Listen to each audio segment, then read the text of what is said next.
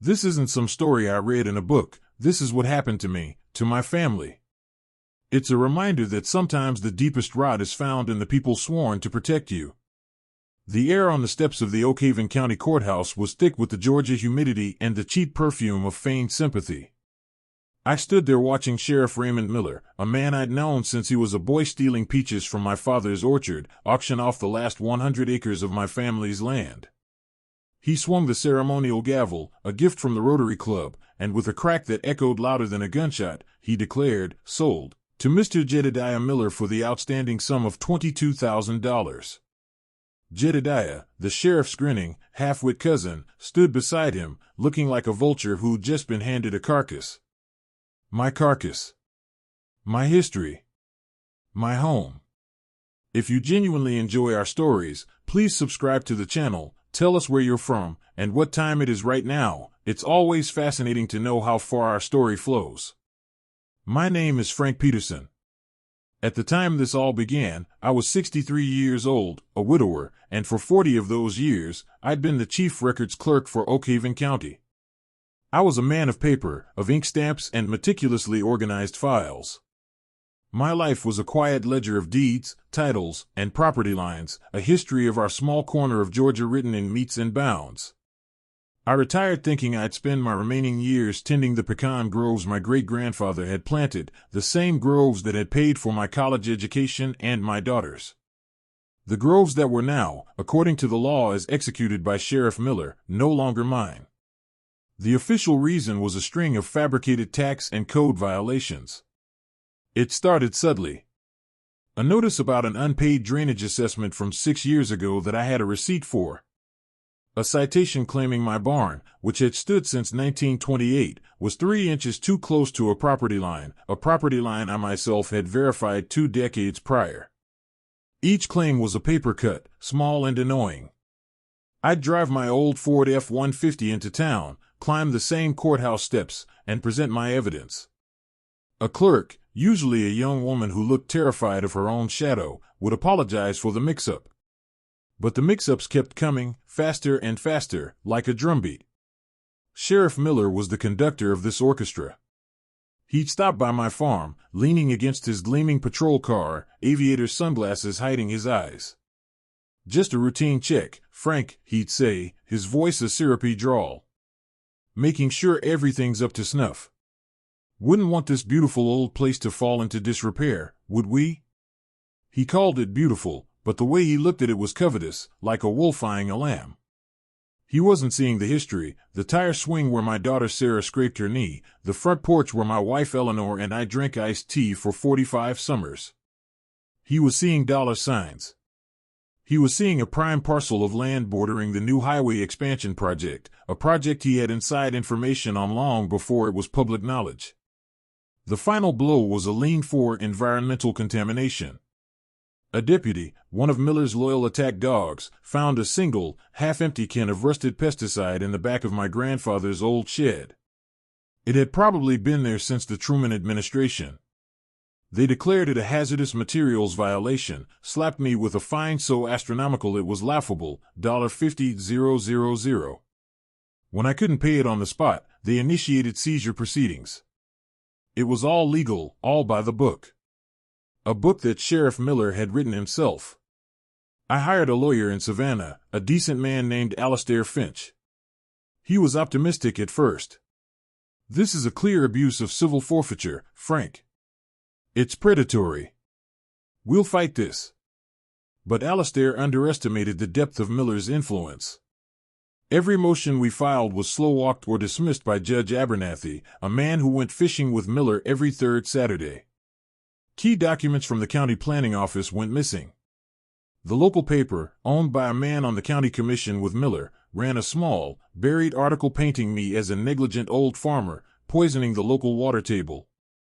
I was being erased, methodically and efficiently, from my own life story. My neighbors, people I'd known for decades, started looking at me differently. Some offered quiet, whispered condolences when they saw me at the Piggly Wiggly, but most just looked away, afraid of catching the same disease. Fear was the currency in Oak Haven County, and Sheriff Miller was the mint. The auction was the final humiliation. Miller staged it as a public spectacle, a warning to anyone else who might think of standing in his way. He made sure to look right at me as his cousin Jedediah signed the paperwork. A smug, tight little smile played on his lips. It wasn't just business, it was personal. He was enjoying my destruction. I remembered him as a teenager, a bully who found pleasure in pulling the wings off dragonflies. He hadn't changed, he'd just gotten a badge and a broader field to play in. That night, I went back to the small apartment I was renting in town. It smelled of stale paint and someone else's cooking. I had packed a few boxes from the farmhouse, photographs, Eleanor's recipe books, my father's army medals. The rest of it, a century of my family's life, was now in the possession of Jedediah Miller, who would likely sell the antique furniture for scrap and bulldoze the house to make way for a soulless subdivision. I sat in a threadbare armchair, the silence of the room pressing in on me. I felt a hollowness I hadn't known since Eleanor died. It was a profound sense of powerlessness, of being utterly broken by a system I had served my entire life. I was Frank Peterson, the records clerk. I believed in order, in rules, in the simple fairness of things. And I had been devoured by a man who saw those things as mere suggestions, tools to be twisted for his own gain. For hours, I just sat there, staring at a water stain on the ceiling. Despair is a cold, heavy blanket. It smothers you. But then, something else began to stir in the pit of my stomach. It started as a low, quiet heat. It was the memory of my father, a man who'd survived the Bataan Death March, telling me, "Son, they can take everything from you, but they can't take what's in your head. They can't take your fight." I thought of Miller's smile. That smug, self-satisfied smirk. He thought he'd won. He thought I was just a sad old man, a relic to be swept aside. He'd made a critical mistake. He'd conducted his entire scheme through paperwork. He'd filed liens, issued citations, and executed a seizure. He'd created a paper trail. And I knew paper. I knew its secrets. I knew how to follow a trail, no matter how faint. He had used my world, the world of deeds, dockets, and documents, to destroy me. It was only fitting that I used that same world to tear him down, piece by meticulous piece.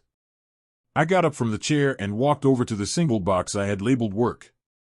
Inside were my old logbooks, my private notes, my collection of county procedure manuals, things I'd kept out of habit. I pulled out a fresh legal pad and a sharpened pencil. The rage I felt was cold now, focused. It wasn't the hot, messy anger of a young man. It was the patient, calculated fury of a man with nothing left to lose. Sheriff Raymond Miller had built his little empire of dirt and fear on a foundation of paper. I was about to set it on fire. The first step was to find out who he'd done this to before.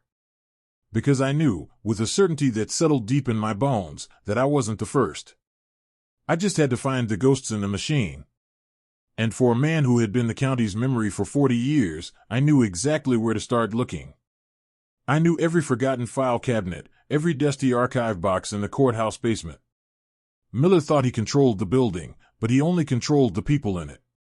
He had no idea that the building itself was about to tell me all his secrets. I reached for the phone and dialed a number I hadn't used in years, the private line to the night watchman at the courthouse, a man who owed me a significant favor. "Clarence," I said, my voice steady for the first time in months. "It's Frank Peterson. I need to get into the archives tonight." "No, it's not official business. It's personal." There was a long pause on the other end of the line, and I could hear the old man breathing. He knew the risk. He knew what Miller did to people who crossed him. I was about to find out if loyalty in Oakhaven County was completely dead, or if one old man still remembered what a favor meant. Clarence hesitated, the static on the line crackling like a tiny fire. "Frank, you know what he'll do if he finds out I let you in? Ray Miller ain't the boy you remember. He's got eyes and ears everywhere." His voice was a low, worried rasp, the sound of a man who had learned to survive by staying invisible. "I know, Clarence," I said, my own voice calm, level. "But he took my home. He took everything. What more can he do to me?" I let the question hang in the air, a truth so stark it needed no embellishment. I wasn't asking for his help as a clerk. I was asking as a neighbor, as the man who'd quietly fixed his pension paperwork 20 years ago, saving him thousands and never mentioning it again. Another long pause. Then, a sigh. The South Side service entrance. The lock on it's been busted for a month. Miller's too cheap to fix it. I make my rounds on the top floor at 2 a.m. sharp. Gives you a solid hour. Don't make me regret this, Frank. The line went dead. I had my window. Just after 1:30 a.m., I parked my truck 3 blocks away, in the dark lot behind the Baptist church, and walked. The Oakhaven town square was silent, bathed in the pale yellow glow of old-fashioned streetlights. The courthouse loomed in the center, a brick monolith that had always felt like a symbol of stability, of permanence. Tonight, it felt like a tomb, and I was about to go rob a grave. The service entrance was just as Clarence had said, tucked away in an overgrown alcove. The heavy steel door groaned open with a push. Inside, the air was cool and smelled of floor wax and decaying paper. I moved silently through the familiar hallways, my footsteps muffled by the worn linoleum. My destination was the sub-basement, the place they called the dungeon. It was where the pre-digital records were stored, decades of county history slowly turning to dust. Miller and his tech-savvy deputies never came down here. It was a place of ghosts, a place they'd forgotten. A place I knew like the back of my hand. I used a small penlight, its beam cutting a sharp cone through the darkness. The shelves rose up to the ceiling, 15 feet high, crammed with cardboard boxes and heavy, leather-bound ledgers. Each one was a story. A marriage, a death, a transfer of land. I wasn't looking for my story anymore. I was hunting for echoes of it. I started with tax lien auctions and civil forfeiture cases going back 10 years, the length of Miller's tenure as sheriff. My system was simple. I was looking for a pattern. Property seized for minor, questionable violations. Land owned by elderly people, often without immediate family to contest the seizure. And, most importantly, the buyer at auction. For 2 hours, I worked in the cold, damp air, my fingers smudged with dust. I pulled box after box, carefully untying the twine and sifting through brittle documents. The first hour yielded nothing but the usual, sad stories of legitimate financial hardship. But then, deep in a box marked tax year 2016, I found it. The case of Martha Gable. A widow, 87 years old. Her 50-acre farm, adjacent to the Oakhaven River, was seized over a disputed county sewage line assessment for $3,200. I remembered Martha. She baked the best damn apple pie in the state. She died in a nursing home in Macon a year after losing her land, broken-hearted and penniless. I scanned the auction paperwork.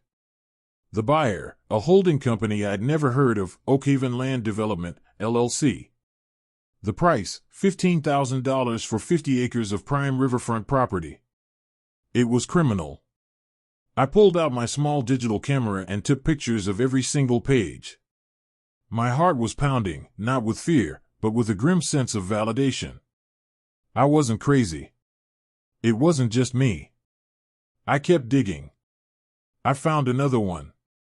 An 80-acre plot belonging to the Henderson brothers, 2 elderly bachelors who had lived there their whole lives.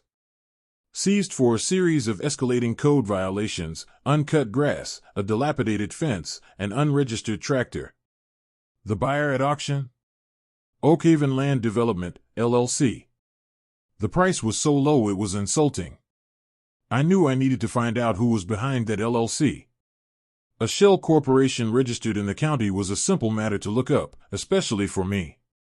I made my way back up to the main records room on the first floor. This was riskier. There were cameras here, but I knew their blind spots. I slipped behind the main counter and accessed my old terminal. It felt like putting on a familiar, comfortable coat.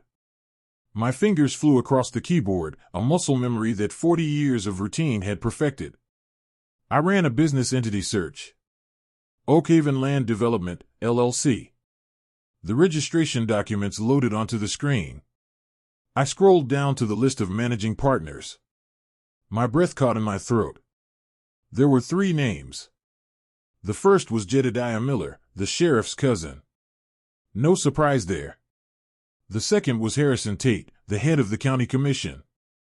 The third was Judge Abernathy. The same judge who had dismissed all my motions, who had looked at me with such pity from his bench as he rubber-stamped the theft of my life. This wasn't just a crooked sheriff. This was a conspiracy. A machine, built to dispossess the weak and enrich the powerful. They were a 3-headed serpent, and they had wrapped themselves around the entire county. Miller found the victims, Abernathy provided the legal cover, and Tate handled the zoning changes and county approvals to flip the land for massive profits. My farm wasn't just a piece of land, it was their retirement plan, perfectly situated for the new highway interchange. I photographed the screen, the names glowing in the darkroom like a confession. As the camera flashed, I heard it. A faint scraping sound from the hallway. Then, the jingle of keys. My blood ran cold. It wasn't Clarence. His shift change wasn't for another hour. Someone else was in the building. I killed the monitor and ducked back behind the counter, my heart hammering against my ribs. I held my breath, listening. The footsteps were slow, deliberate, coming closer. They stopped right outside the records room door. I peered through a small gap between the counter and a filing cabinet. A beam of a heavy-duty flashlight cut through the darkness, sweeping across the room. I saw the telltale shine of a polished leather boot and the cuff of a sheriff's department uniform. He was here. But he wasn't supposed to be. Someone must have tipped him off. Or maybe it was just a random check. Either way, if that door opened, I was a dead man. I was 63 years old, unarmed, trespassing in a courthouse, with digital proof of a criminal conspiracy on my camera. Miller wouldn't just arrest me. He'd make me disappear. The doorknob began to turn. The brass knob turned with agonizing slowness, the click of the latch echoing in the cavernous silence of the records room. My entire body tensed. I was trapped. Decades of a quiet, orderly life had not prepared me for this. This was the stuff of movies, not the life of a retired clerk. I flattened myself against the cold linoleum, trying to melt into the shadows under the heavy oak counter. The door swung open with a soft whoosh, and the powerful flashlight beam sliced through the darkness, sweeping methodically from left to right. The beam hit the terminal I'd just used, lingered for a moment, then continued its sweep. I could hear the deputy's soft, deliberate breathing. He took 2 steps into the room. I could see his boots now, spit-shined and imposing. He was just feet away. My mind raced, searching for an escape, an explanation, anything. But there was nothing. I was caught. Then, a crackle from the radio on his hip broke the silence. Unit 3, what's your 20? Got a silent alarm trip over at the feed store on Elm. The deputy froze. He keyed his radio. This is 3. I'm at the courthouse. Probably just a cat, dispatch. I'm clearing now. Sheriff wants it checked out, 3. Says it's the 3rd time this month. Wants you to do a perimeter walk. Now. The dispatcher's voice was firm. An order was an order. The deputy let out an annoyed sigh. 10-4, he took one last, sweeping look around the room. The beam of his flashlight passed inches above my head, a blinding white line between me and exposure. He backed out of the room, pulling the door shut behind him. The lock clicked back into place. I stayed frozen on the floor for what felt like an eternity, listening to his footsteps recede down the hall, followed by the sound of the heavy front doors of the courthouse closing. I let out a breath I didn't realize I'd been holding, my body trembling with adrenaline. It was sheer, dumb luck. A cat or a raccoon over at the feed store had just saved my life. I scrambled to my feet, my joints aching in protest. I couldn't stay here. I had what I came for. I slipped out the way I came in, melting back into the pre-dawn darkness, my heart still racing. Back in the sterile anonymity of my apartment, I didn't sleep. I downloaded the photos from my camera to a new, encrypted laptop I'd bought for cash in Savannah. The names burned on the screen: Miller, Abernathy, Tate. The unholy trinity of Oakhaven County. For the first time, I felt a flicker of something other than rage or despair. I felt the thrill of the hunt. I had the what and the who. Now I needed the how. How did they move the money? How did they hide their profits? A land grab scheme this sophisticated would leave a financial trail. And just like a property deed, a money trail could be followed. Sheriff Miller was powerful, but he was also arrogant. He believed he was untouchable. He paraded his wealth around, not in an ostentatious way, but in a manner that was just a little too comfortable for a small-town sheriff's salary. The new bass boat he kept docked at the lake.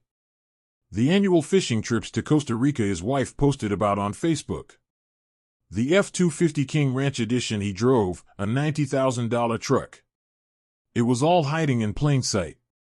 People in town talked, but they chalked it up to his wife's family having money. I suspected the truth was far dirtier. My old job had given me a deep understanding of public records. Not just property deeds, but tax assessments, UCC filings, liens, and corporate records. It was a language few people spoke, and I was fluent. My revenge would not be a single, explosive act. It would be a quiet, relentless campaign of 1,000 paper cuts. I would use their own system, their own bureaucracy, against them. I started with a simple, public search of property records, but this time I wasn't looking at the seized properties.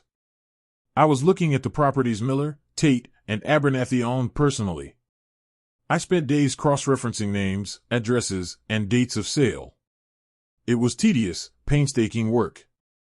I drank bitter, black coffee and filled legal pads with notes, diagrams, and flowcharts. The water stain on my ceiling became my confidant. The pattern that emerged was damning. I found that 6 months to a year after Oakhaven Land Development, LLC, would acquire a seized property, a neighboring parcel would be purchased by one of the three men, or their wives, at a strangely low price. Then, Judge Abernathy would preside over a zoning change request, pushed through by Commissioner Tate, rezoning the entire block from agricultural to commercial. The value of the land would instantly skyrocket. They weren't just stealing farms, they were curating a real estate portfolio. They used their stolen land to leverage the value of the land they bought legally, cutting out any potential competition. The real genius of the scheme was how they laundered the money. Oakhaven Land Development, LLC, would sell the now valuable commercial parcels to a larger, out-of-state developer. The profits, however, didn't go directly to the partners. Instead, they were funneled through a series of other shell companies, each one registered in a different state: Delaware, Wyoming, Nevada, making the money almost impossible to trace. It was a classic shell game. But Miller made a mistake. A small one, born of that same arrogance that defined him. His prized possession, that base boat. A luxury like that often isn't bought with cash, it's financed. Using a public records portal, I searched for uniform commercial code filings in Miller's name. A UCC-1 financing statement is filed when a loan is secured with personal property as collateral. And there it was. A loan from a regional bank in Macon for a 2021 Ranger Z521L, the Cadillac of base boats. The loan amount was $85,000. But the interesting part wasn't the loan itself, it was the down payment. In the loan application documents, which were attached to the filing, Miller had listed the source of his $20,000 down payment as a dividend distribution. From what? From another LLC I'd never seen before, Southern Heritage Properties. My fingers trembled slightly as I typed the new name into the Georgia Corporate Registry. This one was different. It wasn't registered in Oakhaven. It was registered in Atlanta. I paid the $20 fee to view the corporate documents online. The registered agent was a high-priced law firm. But the articles of organization listed the primary business address. It was a P.O. box at a UPS store in Buckhead. And the organizers, my God. The organizers weren't people. They were two other companies. a trust registered in Delaware, and a holding company from Wyoming. This was the washing machine. This was the final layer of the onion. Getting past this would be nearly impossible. Delaware and Wyoming have some of the strongest corporate privacy laws in the country. I couldn't get the names of the owners with a simple online search. I had hit a brick wall. For a week, I felt defeated. I had the whole conspiracy mapped out, but I couldn't crack the final, crucial link. I couldn't definitively tie the money from the land sales to Miller's new boat. It was all circumstantial.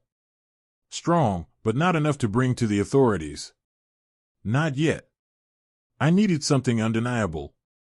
Something that couldn't be explained away by a high-priced lawyer. I spent my days going over the same documents again and again, looking for a crack, a loose thread. I felt Miller's shadow everywhere. Every time a police car drove past my apartment building, I flinched. I started varying my routine, going to different grocery stores, paying for everything in cash. I was living like a fugitive in my own town. The pressure was immense. The loneliness of my mission was crushing. I had no one to talk to, no one to confide in. It was just me and the paper trail. One night, unable to sleep, I was scrolling through the Oakhaven County Sheriff's Department Facebook page. It was a nauseating stream of propaganda. Miller shaking hands at a bake sale. Miller reading to schoolchildren. Miller posing with a record-breaking catfish. Then I saw a post from a few months back. It was a photo of the annual Sheriff's Department Charity Gala, a black tie event at the local country club. In the background of one photo, standing behind Miller, was a man I recognized. It was Arthur Croft, a slick corporate lawyer from Atlanta. Croft specialized in setting up the very kind of impenetrable corporate structures I was trying to break through. I knew his firm's name from the Southern Heritage Properties filing. Why was a high-powered Atlanta lawyer at a small-town charity event? I zoomed in on the photo. Croft was talking to Miller. But he wasn't just talking. He was handing him something. A folder. A thick, manila folder. It was probably nothing. But on a hunch, I started digging into Arthur Croft. And what I found was the mistake I had been praying for. Arthur Croft had a weakness. And his weakness was about to become my weapon. He was a meticulous lawyer, but he had a blind spot, an Achilles heel that was so common, so human, it was almost poetic. And it was going to be the key to unlocking everything. Arthur Croft's weakness wasn't gambling, it wasn't women, it wasn't some dark secret hidden in his past. It was much more mundane and, for my purposes, much more useful. It was his ego. Like many successful men, Croft had an insatiable need to be seen as a pillar of the community, a benevolent expert sharing his wisdom. I discovered this when I found his blog. It was a dry, self-important affair titled The Architect of Assets, where he pontificated on topics of corporate law, asset protection, and wealth management. It was mostly unread, with only a handful of comments, likely from his own staff. But as I scrolled through months of his verbose posts, I found a series he'd written on the ethics of opaque corporate structures. In it, he argued, with smug intellectualism, that using states like Delaware and Wyoming for privacy was not about hiding wrongdoing, but about protecting legitimate business interests from frivolous litigation. To illustrate his points, he would use hypothetical case studies. He was careful, changing names and locations, but his arrogance made him sloppy with the details. One case study stood out. It was about a trio of forward-thinking rural entrepreneurs who were consolidating agricultural parcels for a major commercial development project.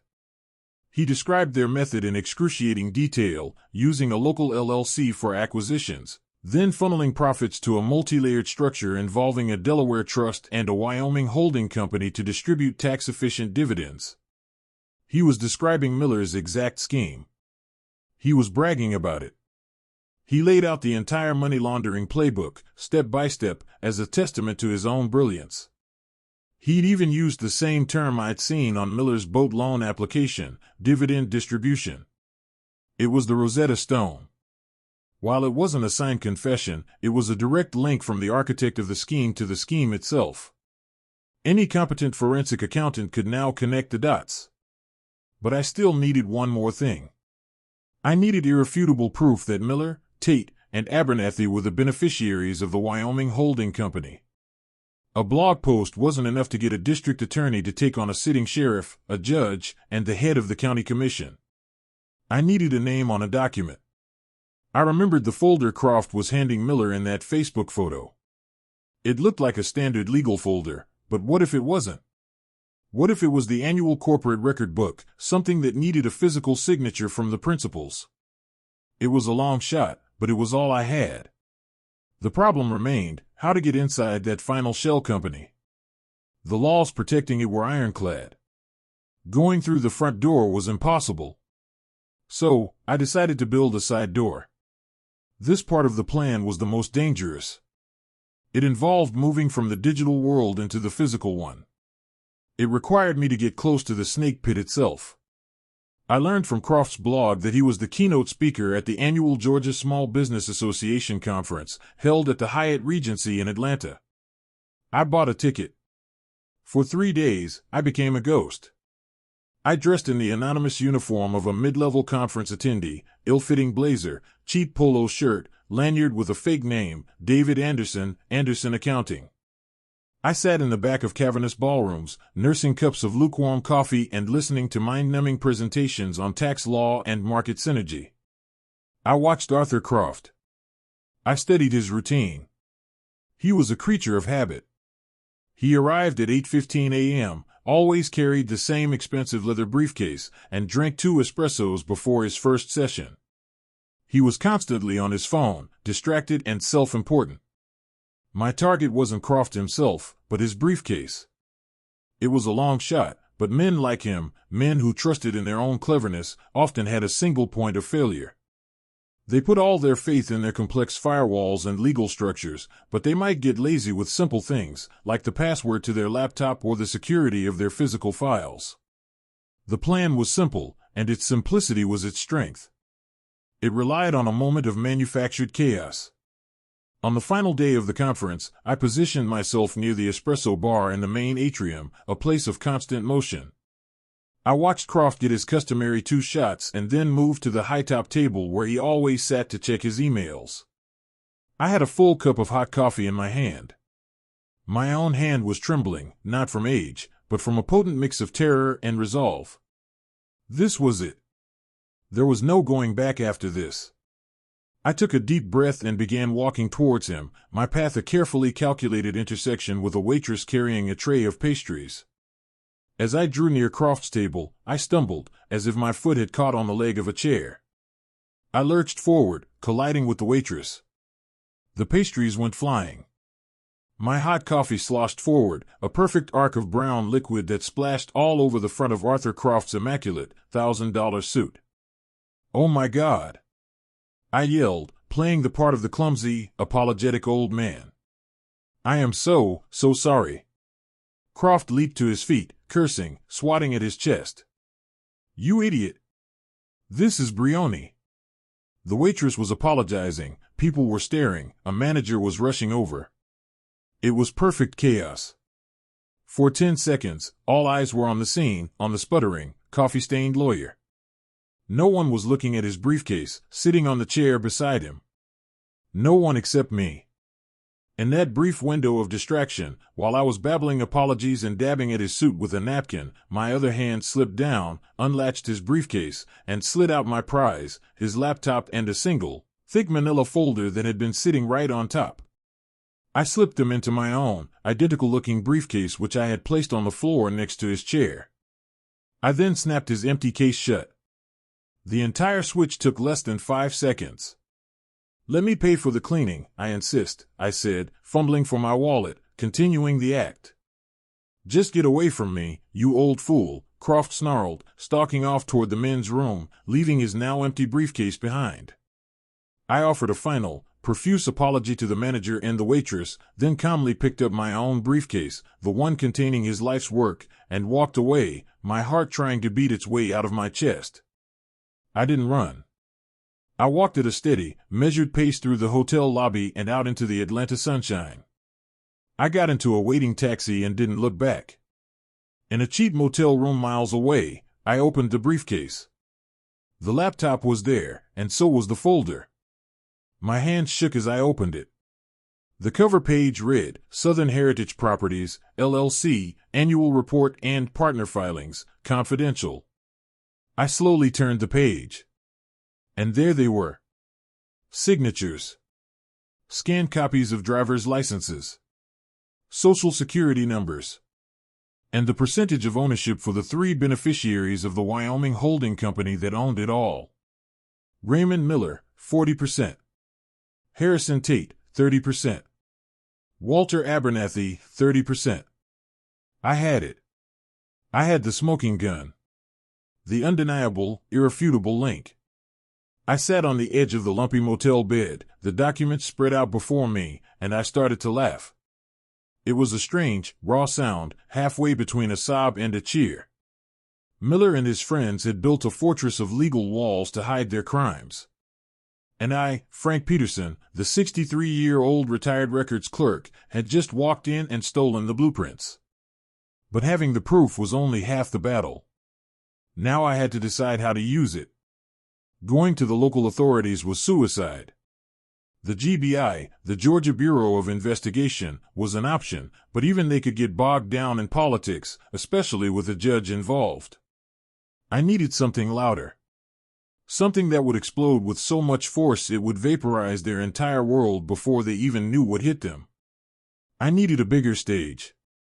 And I knew just the person to build it for me. Her name was Jessica Riley, an investigative reporter for the Atlanta Journal-Constitution. A Pulitzer Prize finalist known for taking down corrupt politicians. I had followed her work for years. She was a bulldog. And I was about to hand her the biggest, juiciest bone of her career. The only question was, would she believe a disgraced old man from a county no one had ever heard of? Getting a meeting with a journalist of Jessica Riley's caliber wasn't easy. Her phone number wasn't public, and her email inbox was likely a black hole of tips, press releases, and crank messages. Sending her the evidence anonymously was an option, but it lacked context. The story was complex, a web of personal histories and small-town dynamics that needed a narrator. It needed my voice. So I went old school. I put together a package. In it, I didn't include the damning evidence itself, that was too risky. Instead, I included a single, compelling piece of bait, a meticulously drawn map of Oakhaven County. On the map, I highlighted 10 different properties, including my own farm. Beside each highlighted parcel, I wrote a name, an age, and a date. Next to the date, I wrote another name, Oakhaven Land Development, LLC. Then, on a separate sheet of paper, I typed a simple, one-sentence letter, "This isn't a map of Oakhaven County. It's a crime scene. The victims are old, the motive is greed, and the criminals are the most powerful men in the county. I have the proof. Meet me." I gave a time and a place, a booth at the Waffle House on I-75, halfway between Oakhaven and Atlanta, a place of transient neutrality. I signed it simply, a man of record. I sent the package via courier to her direct attention at the AJC building in downtown Atlanta. It was a gamble. It could have been dismissed as the ramblings of a conspiracy theorist. But I was betting on her journalistic instincts. The pattern on that map, elderly landowners, followed by a single corporate buyer, was too clean, too predatory to ignore. 2 days later, my burner phone rang. It was an unlisted number. "Is this the man of record?" a woman's voice asked. It was sharp, skeptical, and all business. "It is," I replied. "Jessica Riley. Your map is intriguing. The Waffle House. Thursday at 1 p.m. Come alone. And bring your proof." The line went dead. I arrived 30 minutes early. The Waffle House buzzed with the lunchtime rush, the air thick with the smell of sizzling bacon and coffee. I chose a booth in the back corner, one that gave me a clear view of the entrance but kept me out of the main flow of traffic. At 1:03 p.m., she walked in. She was younger than I'd pictured, probably in her late 30s, with sharp eyes that seemed to take in everything at once. She scanned the room, her gaze passing over me once before snapping back, holding my own. She knew. She walked over and slid into the vinyl seat opposite me without a word, placing a small digital audio recorder on the table between us. "All right," she said, her voice even more clipped in person. "You have my attention. Start talking. Who are you, and what is this proof you say you have?" For the next 2 hours, over scattered, smothered, and covered hash browns, I told her everything. I started with my family's farm, the generations of history rooted in that soil. I told her about Miller, his smug smile, and the slow, methodical campaign of bureaucratic terror. I laid out the whole conspiracy, the LLC, the judge, the commissioner. I explained how they manipulated zoning laws, how they funneled the money. I walked her through my late-night trip to the courthouse archives, the chase through the conference hotel, the contents of Arthur Croft's briefcase. I didn't embellish. I didn't get emotional. I presented it as I would have presented a title search at the records office, fact by fact, document by document, a logical chain of evidence. She listened intently, never interrupting, her sharp eyes studying my face, gauging my credibility. When I finished, she was silent for a long moment, stirring her black coffee. "You're a retired county records clerk?" she finally asked. 40 years, I said. "I know the system because I helped run it." "And you have copies of all these documents?" "The LLC filings, the loan application, the pages from Croft's corporate book?" I nodded. "On an encrypted drive. And I have a second copy buried in a place no one will ever find it." She leaned back in the booth, a slow, predatory smile spreading across her face. It was the smile of a hunter who had just stumbled upon a herd of unsuspecting antelope. "Mr. Peterson," she said, finally using my name. "You've done most of my work for me. But documents can be challenged. What I need now is a human element. I need to talk to the other victims. Or their families." Over the next 3 weeks, Jessica Riley and I became a clandestine team. We worked out of my small, anonymous apartment, which she quickly turned into a makeshift newsroom. She was relentless. We tracked down the children of Martha Gable, who were still furious and confused about how their mother had lost her farm. We found a nephew of the Henderson brothers, a truck driver from Valdosta who said his uncles died believing they had somehow failed, that their financial ruin was their own fault. Jessica's presence changed the dynamic. She wasn't just an old man with a grudge, she was the Atlanta Journal-Constitution. Her name opened doors and made people talk. She interviewed a former clerk from Judge Abernethy's office who had quit because she was uncomfortable with how the land seizure cases were being handled. She found a disgruntled former deputy who Miller had fired, who confirmed that the sheriff often used the department's resources to run surveillance on problematic landowners. The story was growing, becoming a living, breathing monster. Jessica was building an airtight case, not for a courtroom, but for the court of public opinion. Our plan was to publish everything at once, a massive, multi-part investigative series that would drop like a bomb on Oakhaven County. The final piece of the puzzle was the timing. We couldn't just drop the story on a random Tuesday. It had to have maximum impact. It had to be theatrical. It was my idea. "The Founders' Day picnic," I said. "It's in 2 weeks. It's the biggest event of the year in Oakhaven. The whole county turns out. And Sheriff Miller is the master of ceremonies. He gets up on that stage every year and gives a big speech about heritage, community, and justice. It's his stage. We should take it from him." Jessica's eyes lit up. A public execution. The day of the picnic was bright and sunny, a perfect Georgia autumn day. The town square was filled with people, checkered blankets spread on the grass, the air smelling of barbecue and freshly cut hay. I sat on a bench near the back, wearing a baseball cap and sunglasses, just another face in the crowd. My heart was a stone in my chest. This was it. Years of my family's history, months of my own terror and obsession, it all came down to this day, this hour. Jessica and her team were in position. She had a cameraman with her, posing as local media. She'd also done something I hadn't expected. After verifying my evidence, she had taken the entire package to the state's attorney general's office. A small, discreet team of investigators from the Georgia Bureau of Investigation was also in the crowd, dressed in plain clothes, waiting. At 2 p.m., Sheriff Miller, dressed in his crispest uniform, strode onto the flag-draped gazebo stage. He beamed at the crowd, the picture of a beloved public servant. He tapped the microphone. "Friends, neighbors, welcome to the 150th Oakhaven Founders Day celebration." The crowd applauded. He launched into his speech, his voice dripping with false sincerity. He spoke of tradition, of honor, of protecting the weak. It was so nauseating I almost couldn't watch. He was just hitting his crescendo, talking about the sacred trust between law enforcement and the community, when Jessica Riley stepped out from the side of the stage. She walked calmly to the second microphone, set up for the mayor's speech. Miller stopped, mid-sentence, a look of confusion on his face. "Ma'am? This is a private event."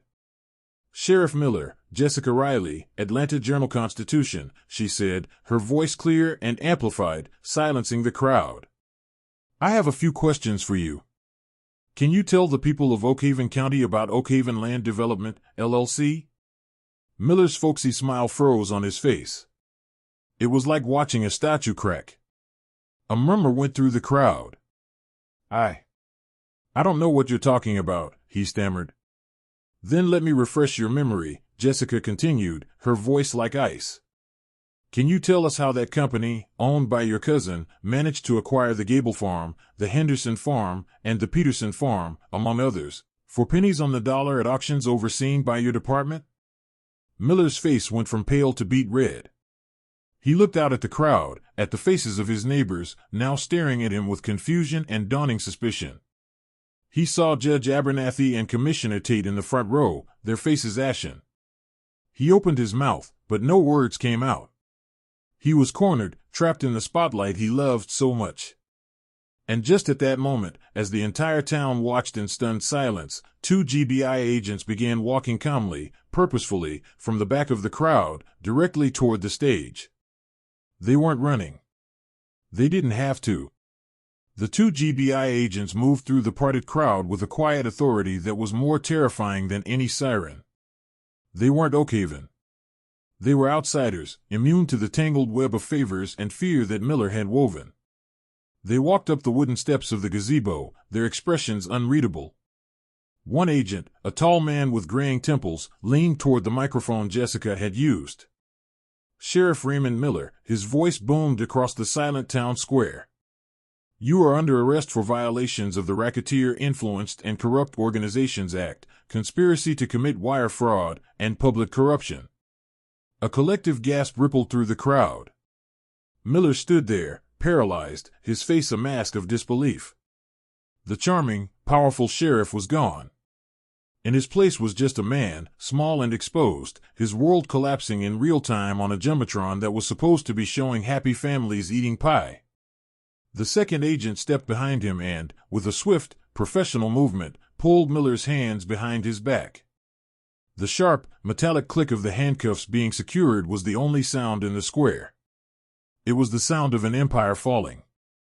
Down in the front row, 2 more agents were quietly speaking to Judge Abernathy and Commissioner Tate. There was no struggle. No shouting. Just the grim, quiet finality of it all. They were led away, heads bowed, avoiding the hundreds of pairs of eyes that were now boring into them.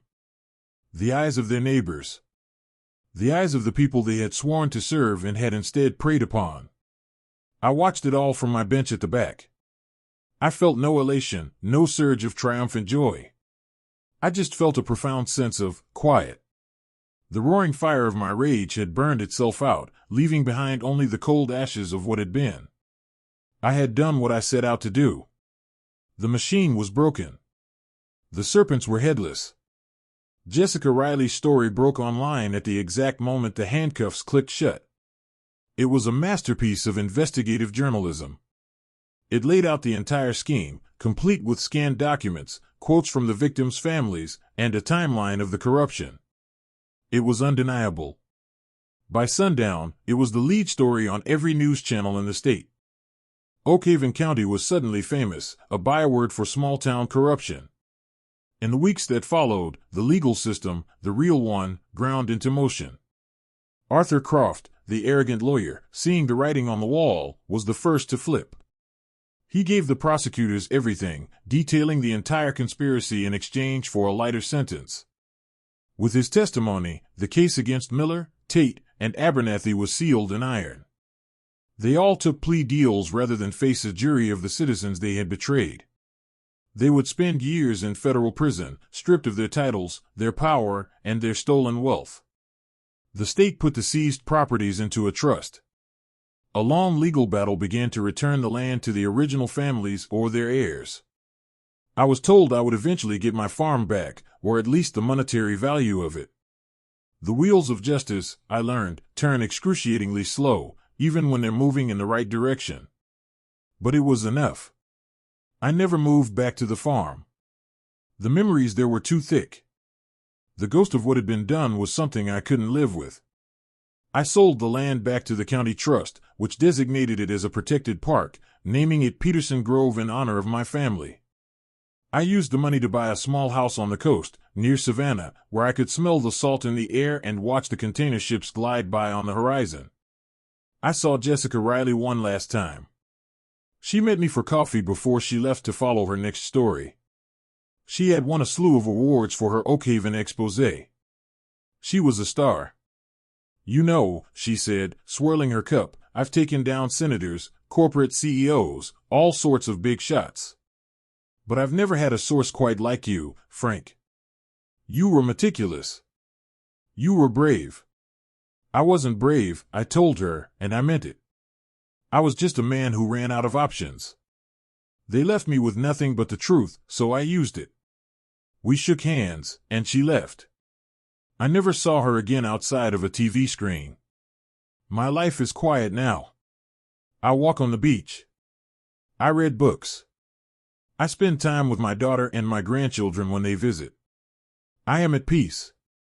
But sometimes, late at night, when the house is still and the only sound is the distant foghorn of a ship, I think of Raymond Miller. I don't think of him in his prison cell. I think of his face on that stage. That moment when the smile froze, when the world he had built with lies and intimidation dissolved into nothingness right before his eyes. I had been a man of paper, of quiet records and forgotten files. He had made the mistake of thinking that was the same as being a man of no consequence. They never found the second encrypted drive, the one I buried. It's still out there, a silent testament, a piece of digital history waiting in the dark Georgia soil. It's my own private record, a reminder that the world is full of powerful men who believe their secrets are safe. They almost always are, until they steal from the wrong quiet man. The end.